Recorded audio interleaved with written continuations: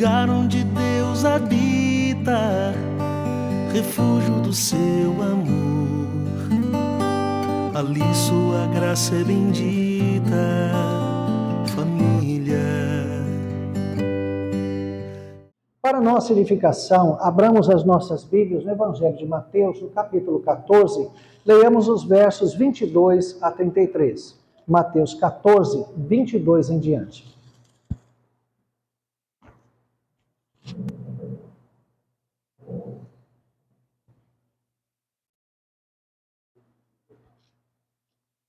Evangelho de Mateus, capítulo 14, a partir do verso de número 22. Diz assim a Escritura: Logo a seguir, compeliu Jesus os discípulos a embarcar e passar adiante dele para o outro lado, enquanto ele despedia as multidões. E despedidas as multidões, subiu ao monte a fim de orar sozinho. Em caindo a tarde, lá estava ele só. Entretanto, o barco já estava longe, a muitos estádios da terra, açoitado pelas ondas, porque o vento era contrário.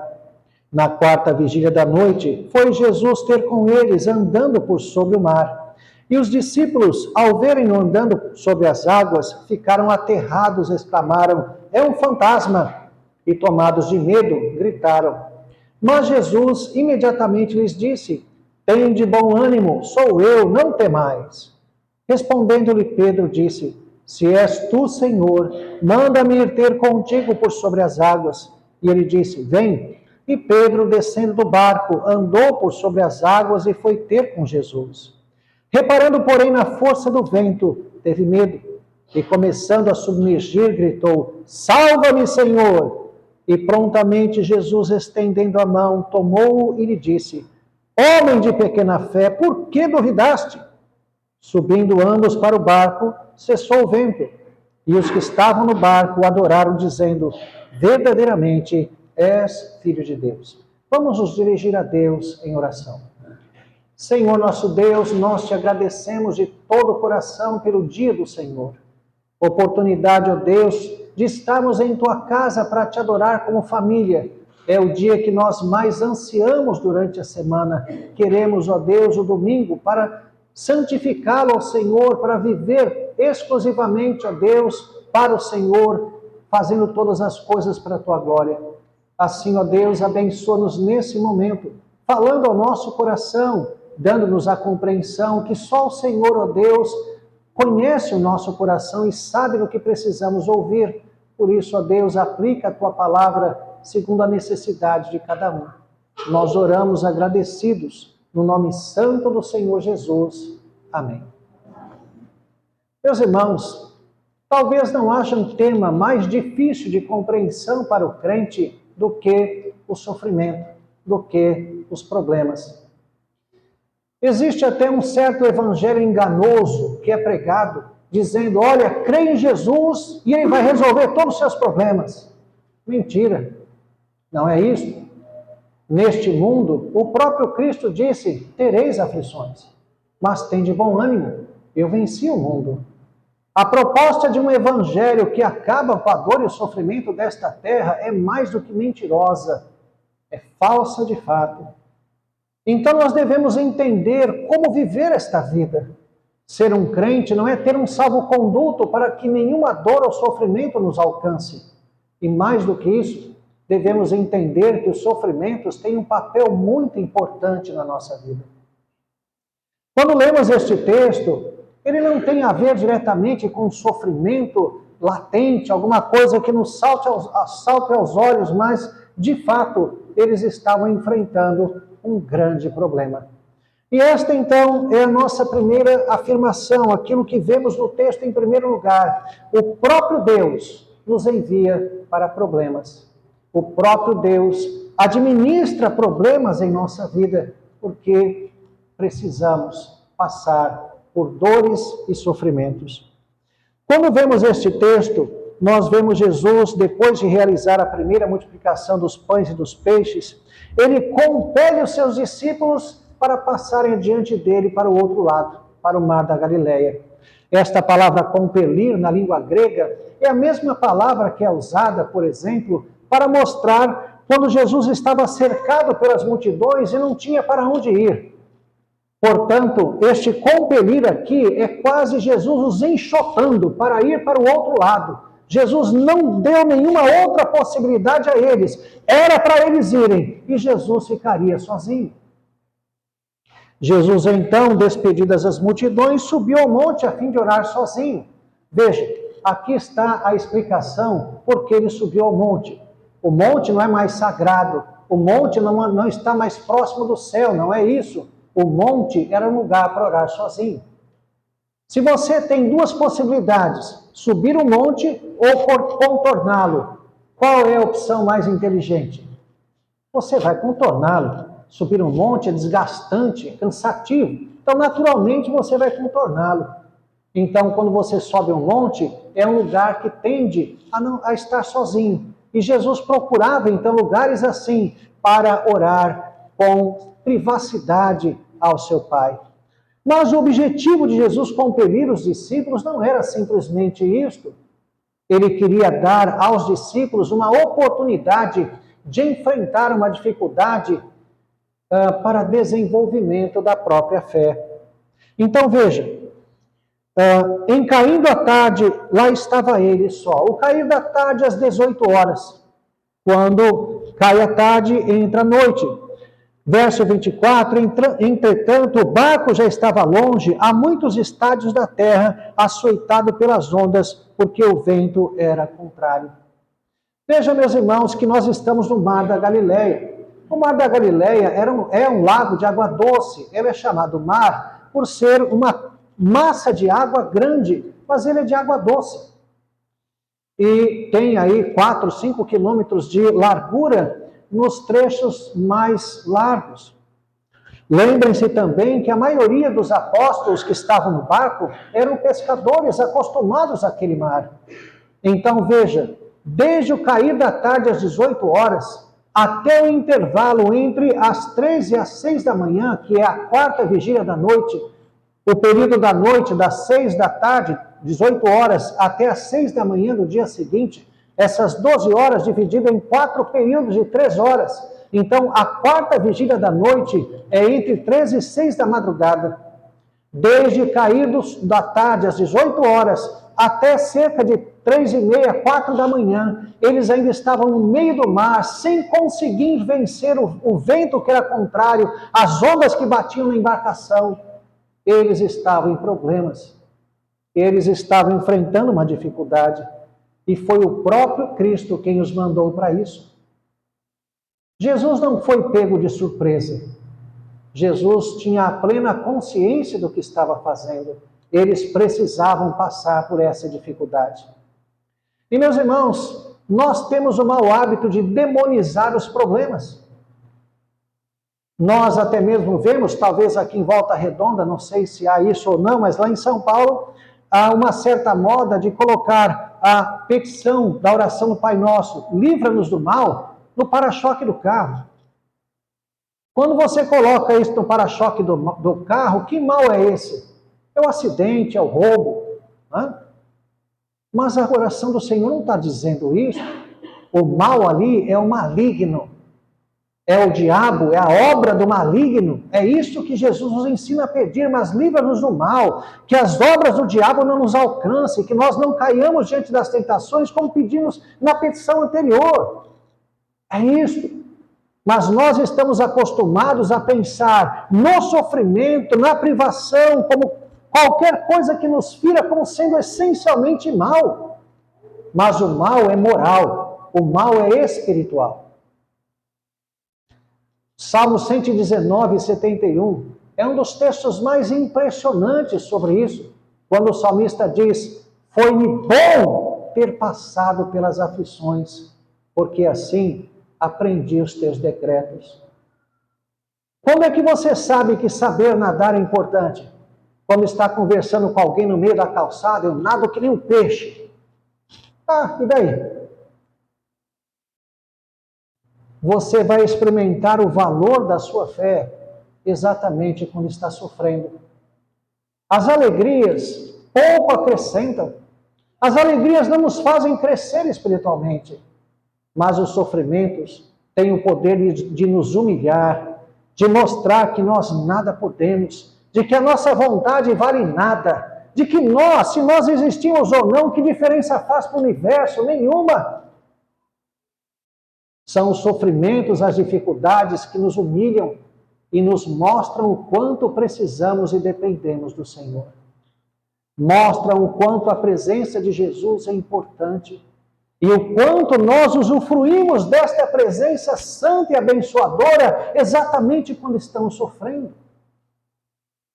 Por isso, meus irmãos, lembrem-se sempre disso. Nós precisamos sofrer. Isso não é masoquismo, não é gostar de sofrer, não é isso. E nem buscar os sofrimentos, porque eles vão vir naturalmente.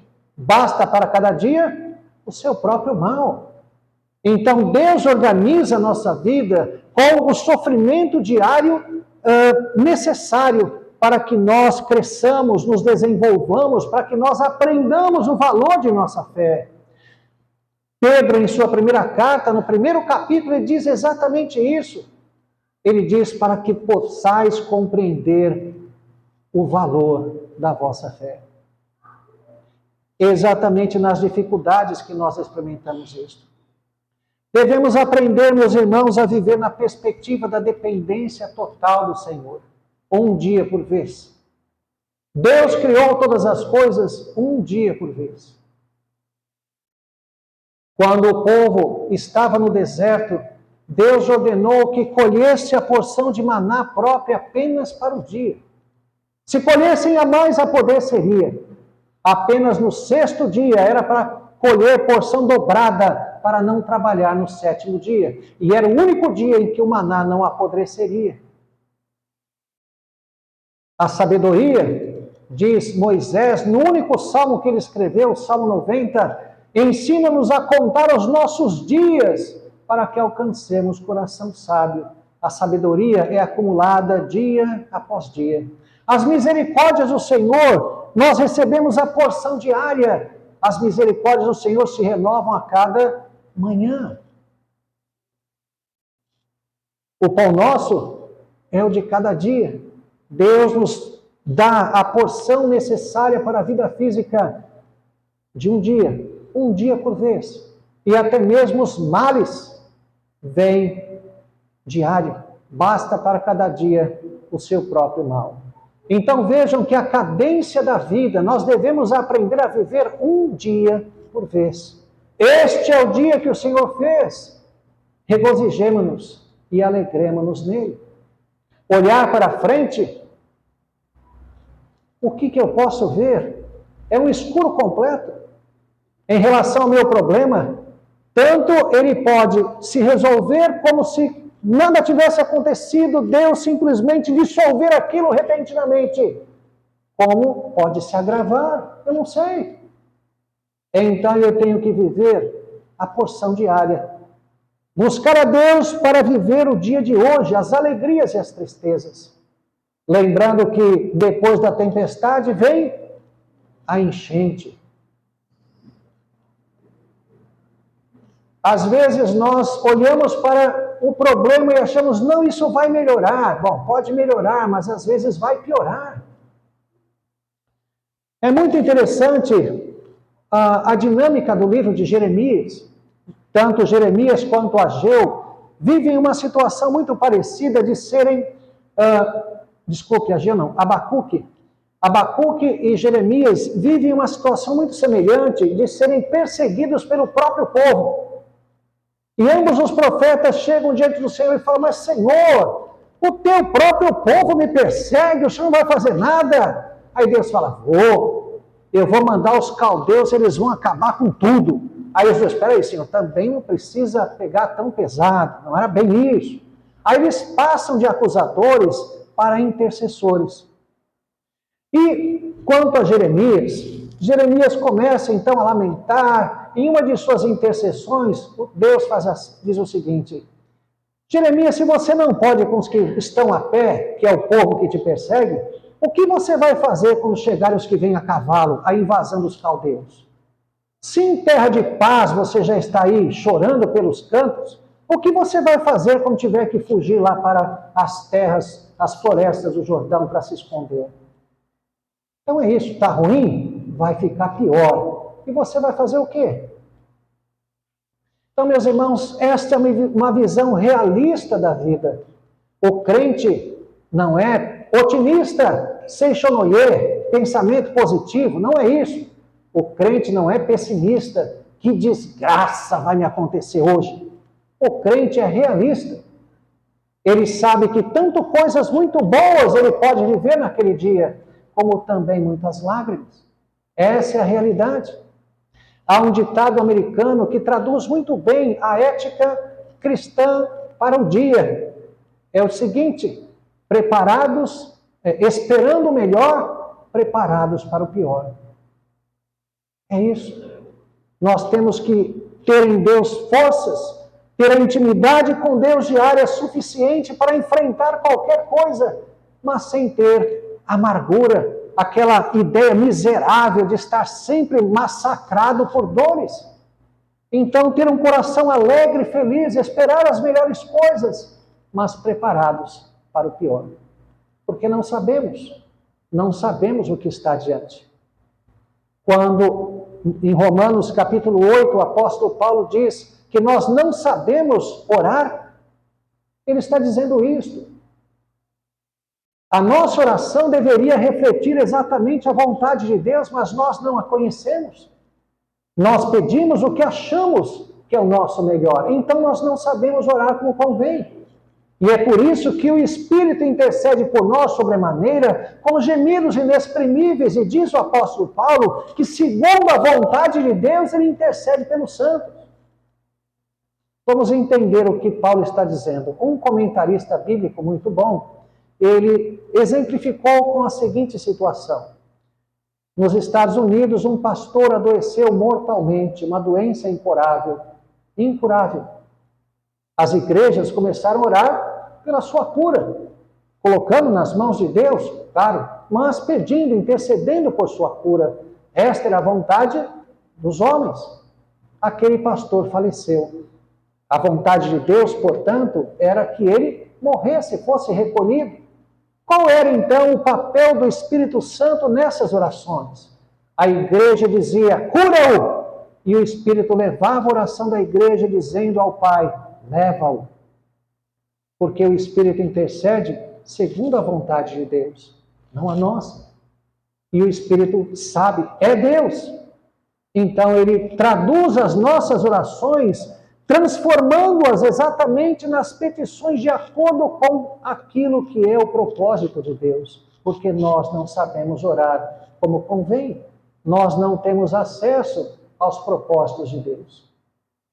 E por isso, confiar no Senhor, viver na perspectiva da dependência de Deus. E é isso o que os problemas nos ensinam. Ao invés de uma vida miserável e amarga, uma vida cheia de depressões e problemas, a alegria. Meus irmãos, se o crente, quando está passando por problemas, vai aos psicólogos, entra em depressão, qual é a diferença em relação ao ímpio? Sabem qual é a maior, incomparável, a maior ocasião de um crente para testemunhar de Jesus? O seu sofrimento. Quando o crente está sofrendo e mostra aos outros, aos ímpios, a razão da sua fé. Deixe os ímpios boquiabertos. Como é possível ele ter esta paz que excede todo entendimento? Como é possível ele enfrentar essas dores, essas dificuldades com um sorriso no rosto? Meus irmãos, tenho quase 32 anos de ministério, eu sei que não parece, viu? Mas já vi muita coisa. Testemunhos de crentes em fase terminal, belíssimos. Um pastor, por exemplo, que em fase terminal de câncer evangelizou todo o andar do hospital onde estava.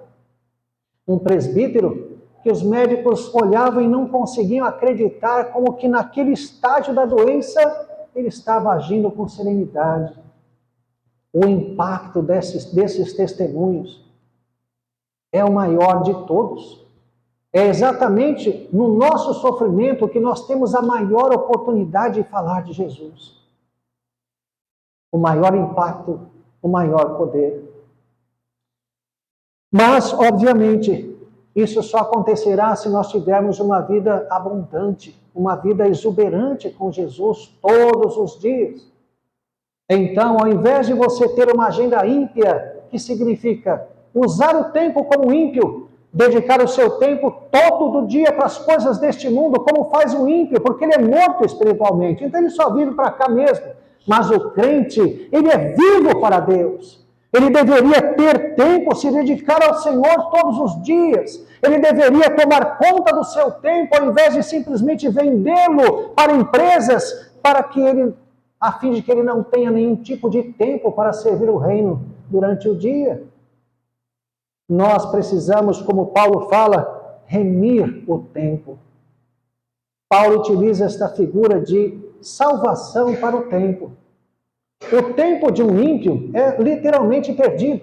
Ele usa o tempo para a sua perdição. Até as boas obras de um ímpio desagradam a Deus, porque são feitas para a sua própria glória, não para a glória de Deus. Tudo o que o ímpio faz é pecado diante de Deus. Até aquilo que é reconhecido pelos homens como acertado. Ele vive em pecado para a sua glória, não para Deus. Mas o crente é aquele que deve usar o seu tempo na perspectiva do salvo. O crente é aquele que deve redimir o seu tempo, salvá-lo, para usá-lo nas coisas excelentes, no progresso do reino, nas obras do reino. Não simplesmente dizer, eu trabalho, é para a glória de Deus. Não. Se você não trabalha numa perspectiva de tempo adequada, esse trabalho jamais será para a glória de Deus. Entendam, meus irmãos, o seguinte: uma das maiores estratégias do diabo é levar o crente a fazer, pasmem, o que é certo. Sabiam disso? A maior estratégia do diabo é levar o crente a fazer o que é certo. Mas em que sentido? Trabalhar é errado? Mas e se o seu trabalho te impede de servir a Deus, te impede de estar com sua família, te tira da igreja? Esse trabalho não é mais certo. Mas o diabo então pega coisas secundárias que são acertadas, corretas, e coloca em primeiro lugar, se torna o Deus da vida do crente. Aí o crente olha para isso, não, mas trabalhar é até bíblico, 6 dias trabalharás, meu trabalho é para a glória de Deus. Mentira. Quando o seu trabalho, que é uma coisa secundária, se torna o principal alvo de sua vida, é o seu ídolo, tomou o lugar de Deus e o diabo venceu. É isso. Então, pegar coisas certas, mas secundárias, e colocá-las em primeiro lugar, é um dos métodos mais eficientes que o diabo tem de trabalhar com os crentes. E os crentes se defendem. O meu trabalho, não fiz isso por minha família, fiz isso. São coisas acertadas. Mas se mesmo aquilo que é acertado te levar a fazer o mal, levar ao pecado, então isso está errado, passa a ser errado. Então, meus irmãos, vejam quantas coisas que nós devemos observar.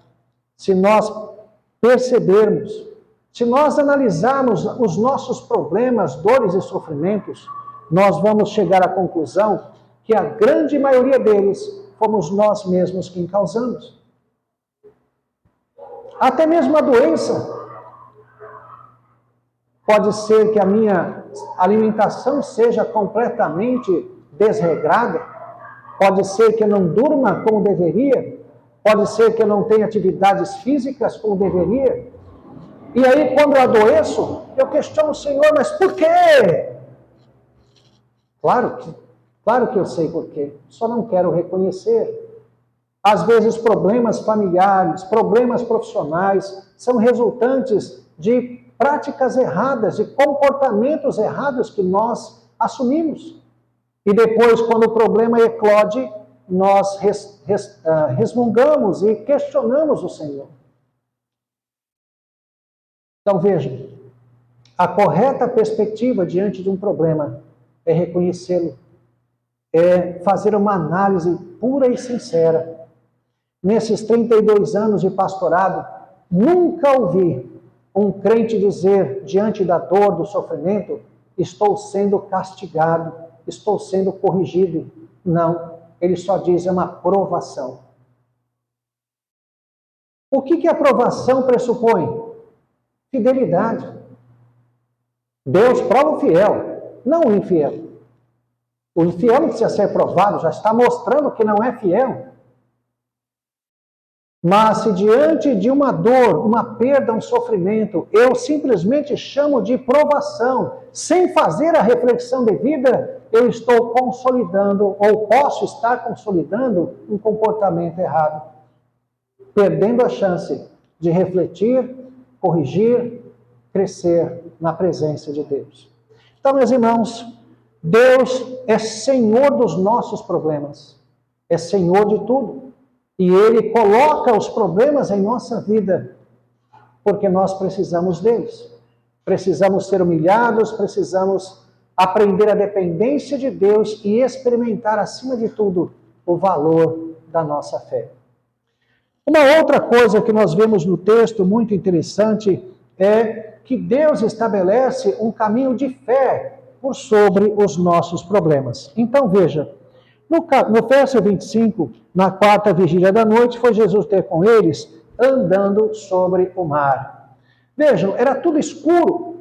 Estar no meio do mar, tudo bem que era um lago de água doce, mas muito largo.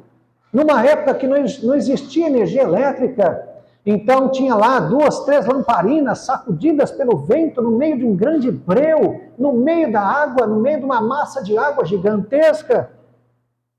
E os discípulos, ao verem andando sobre as águas, ficaram aterrados, exclamaram, é um fantasma! E tomados de medo, gritaram.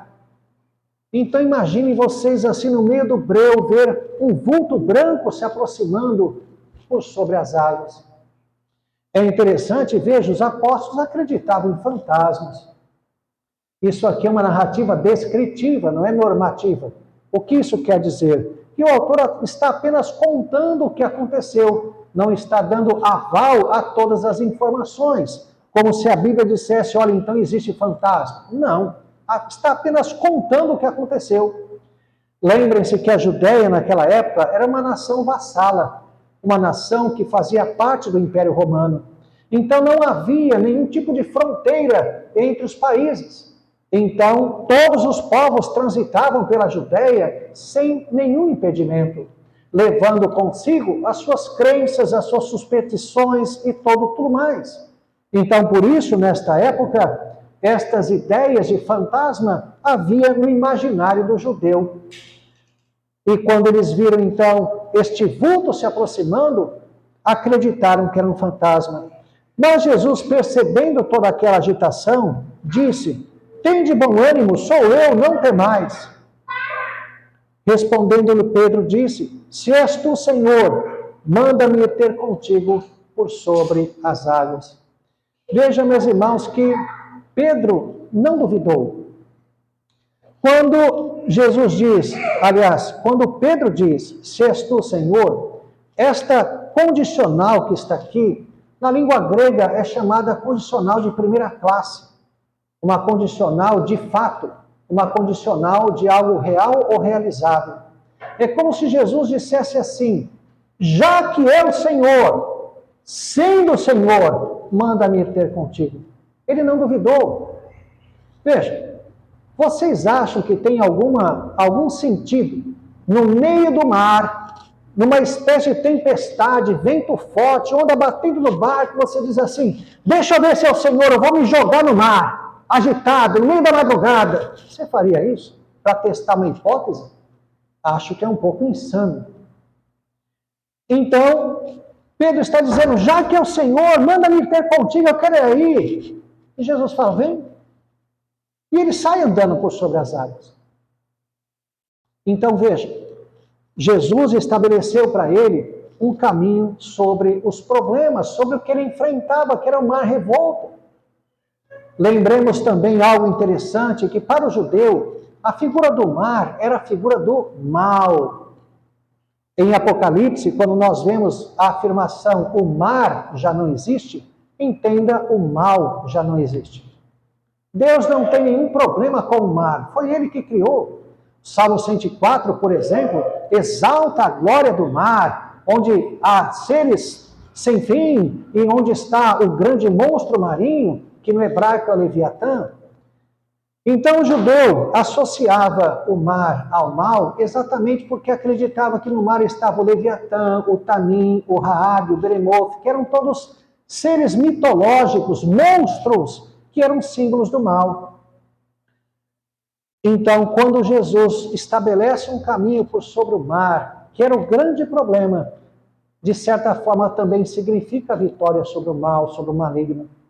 Jesus, se nós atendermos a sua voz, veja, se nós confiarmos no que ele disse, Pedro, vem, se nós não duvidarmos, se nós crermos, nós vamos superar os problemas.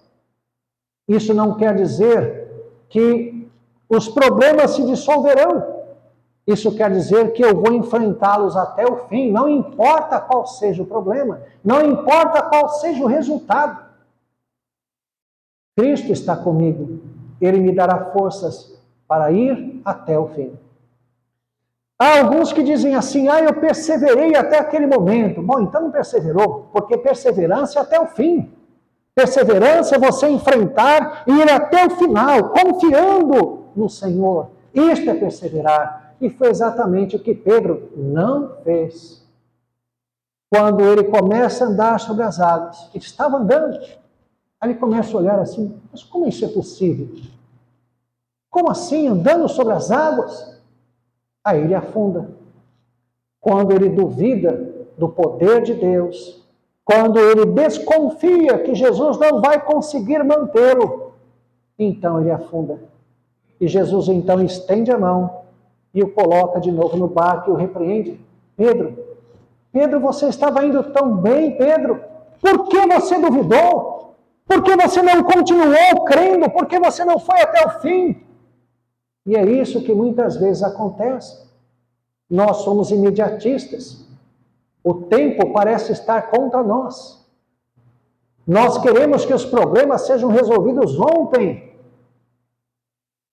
E não esperamos, não gostamos de esperar. E quando o problema começa a se perpetrar, começa a demorar, nós vamos fraquejando.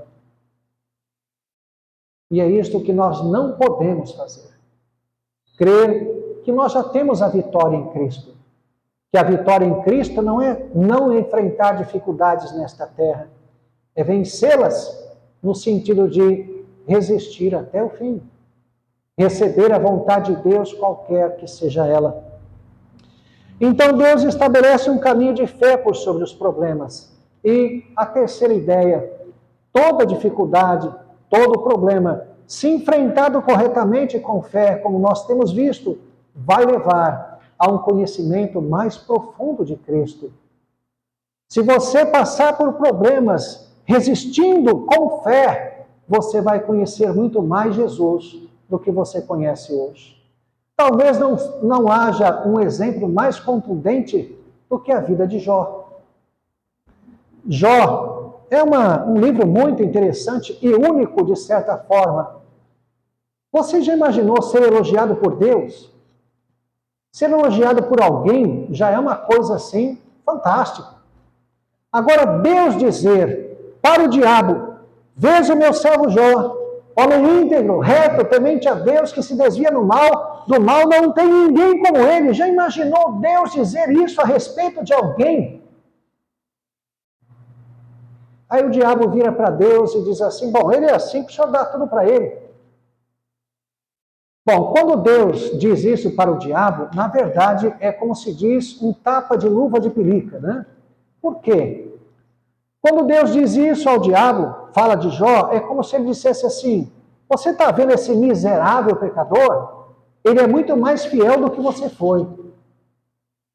Aí o diabo diz, bom, ele é assim porque o Senhor dá tudo para ele.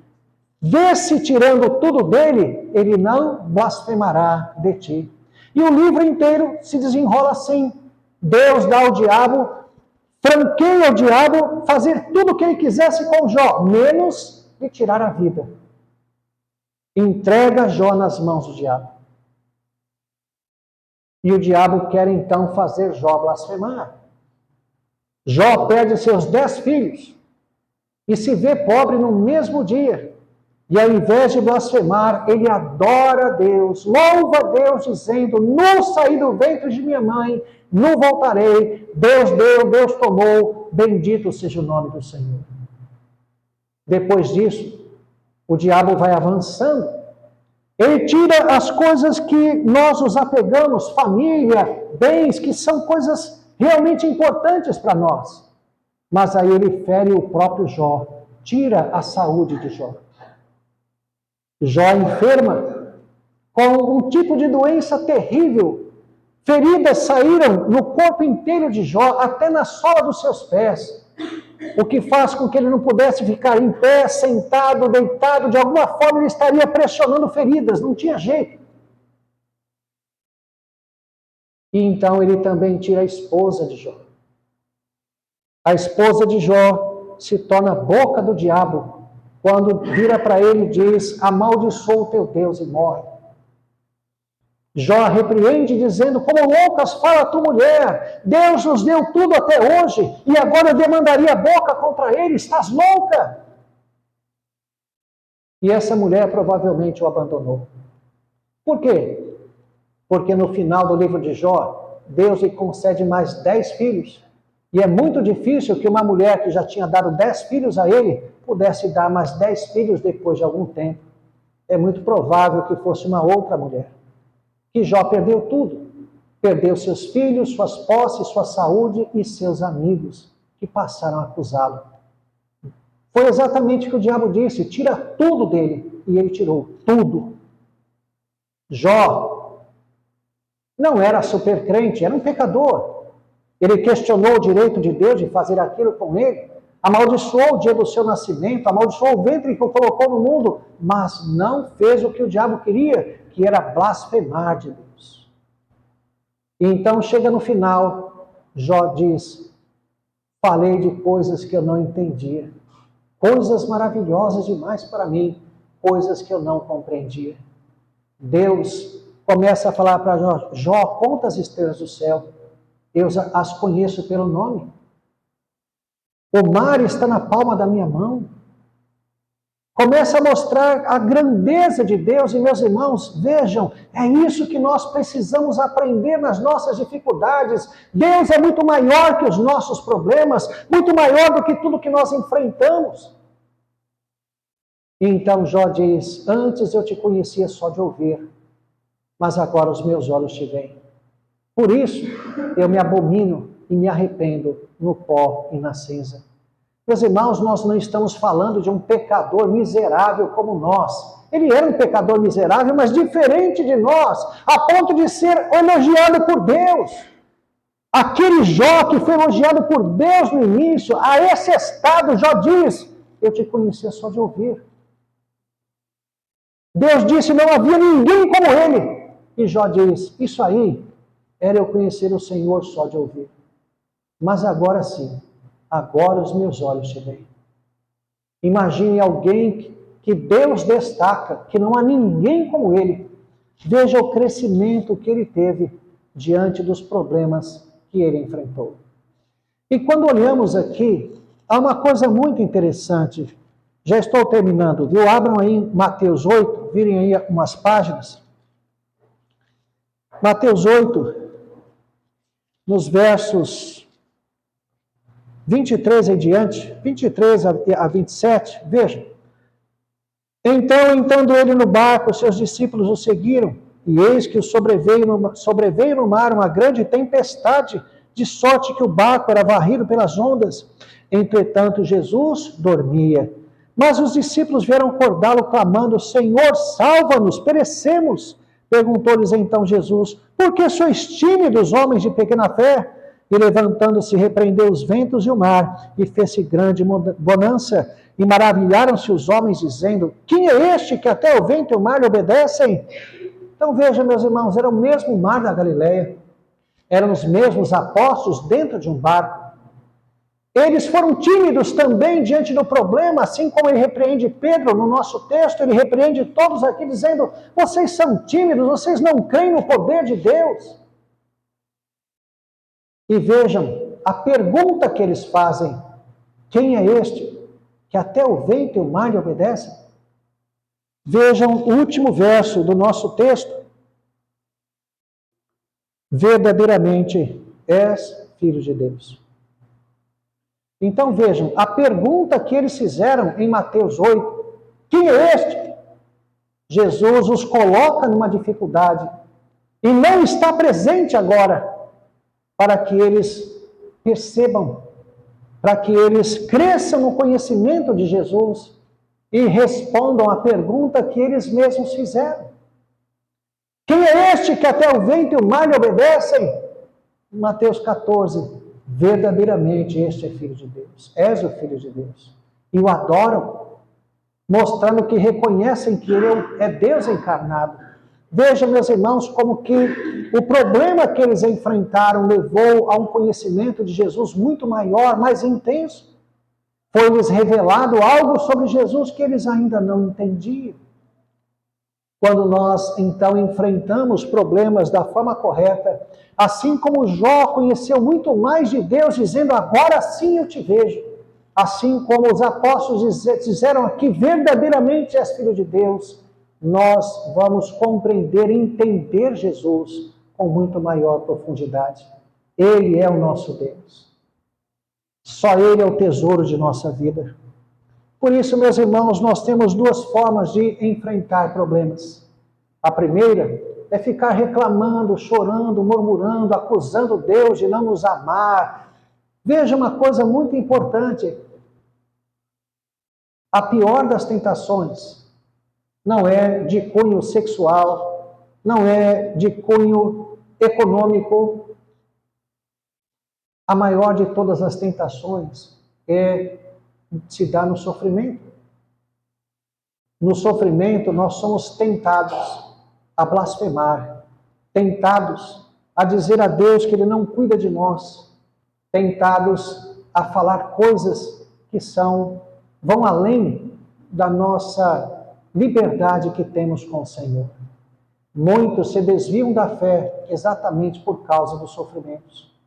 Não são capazes de enxergar que o Senhor está conduzindo e esperar o tempo de Deus, esperar na vontade de Deus. A maior tentação para nós se dá exatamente no sofrimento. Então entendamos isto. Podemos lamuriar, chorar, blasfemar, ou então podemos olhar para o Senhor e dizer, seja feita a tua vontade, assim na terra como no céu. É fácil orar a oração do Pai Nosso, mas nós não imaginamos o que ela quer dizer. E vejam, quando nós oramos, seja feita a tua vontade, não é uma permissão. Olha, Deus, eu não quero, mas tudo bem, pode fazer. Não é isso. É você passar a querer a vontade de Deus. Ainda que seja algo terrível para você, que vai te trazer dor e sofrimento. Senhor, se esta é a tua vontade, é isto que eu quero. Seja feita a tua vontade. Vejam, isto é maturidade de fé. Isto é crescimento espiritual. Isto é esperar no Senhor e experimentar suas maiores e melhores bênçãos. A firmeza, ser inabalável diante de Deus. Paulo diz, quando sou fraco, então é que sou forte. Há muitos crentes que confundem fraqueza com fracasso, e são coisas diametralmente opostas. Nós somos fracos, mas não fracassados. Há crentes que entregam os pontos diante do sofrimento, dizendo, eu sou fraco. Sim, você é fraco, mas em Deus você pode fazer proezas. E é o que Paulo diz, quando sou fraco, então é que sou forte. Porque ele se apropria do poder do Senhor, do Santo Espírito de Deus em sua vida. Então, não fraquejem diante das dificuldades. Sejam fiéis. Deem testemunho do Cristo que habita o coração de vocês. Mostrem a razão da fé que vocês têm. Não percam a alegria da salvação por nada. Não deixem o coração se tornar amargurado. Olhem para os problemas como oportunidade de conhecer mais Jesus. Tenha uma visão positiva dos problemas, não no sentido de que tudo que eu quero vai acontecer, não vou passar por dores maiores. Pode ser que você perca tudo como Jó perdeu. Mas Deus estava com ele. E o final de Jó foi mais glorioso do que o início. Deus concedeu a Jó porção dobrada de tudo que ele tinha. Isto é uma narrativa descritiva. Deus não está dizendo que vai dobrar tudo que você fizer se você sofrer, porque aí é a maior taxa de investimento do planeta, 100%. Não é isso. Não é sofrer acreditando, não, mas Deus vai me dar tudo dobrado. Não, não é isso. Deus vai te manter. Deus vai te abençoar. E ainda que você morra, glória a Deus por isso, porque a eternidade é sua. Eu vou te dizer uma coisa que talvez possa te assustar, mas um dia você vai morrer.